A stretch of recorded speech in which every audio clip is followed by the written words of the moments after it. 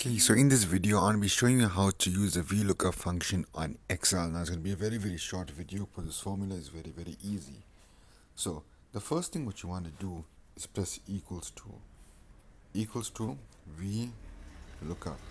So, VLOOKUP, right?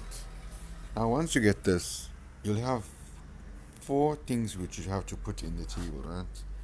The first thing is your lookup value. So let's say we want to know how much donation did Yasin give, right? So the first thing, which is your interest here? It's Yasin. So your lookup value would be Yasin. Now you can either say the word Yasin and don't forget to put it in inverted commas because it's a name, or you can say the grid number. For in this case, it's C3, right?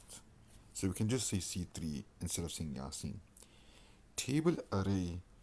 It's basically this whole table where all the data is in, right? This whole thing. Column index number.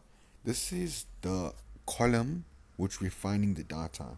Because we're looking at the donation column, we want how much donation did Yasin give.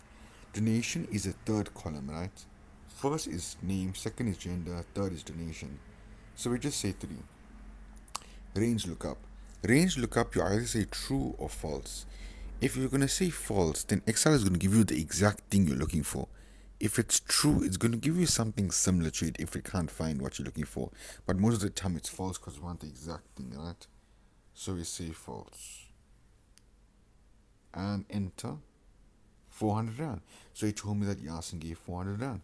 Let's say I want to know what gender is Yasin. Now obviously you can say it's a boy because it's a name, but let's see if we never know that. So we go to this function. So here's the function here, right, on top.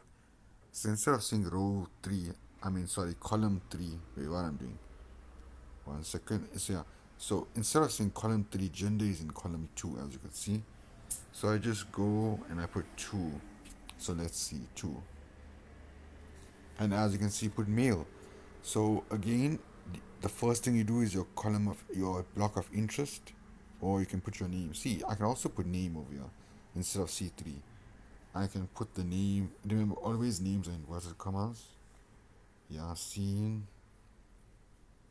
So let me see, Yasin. Close inverted commas. Okay, let's run it. And there we go, male. So it brings me the same thing. So this is the VLOOKUP function. It's completely simple.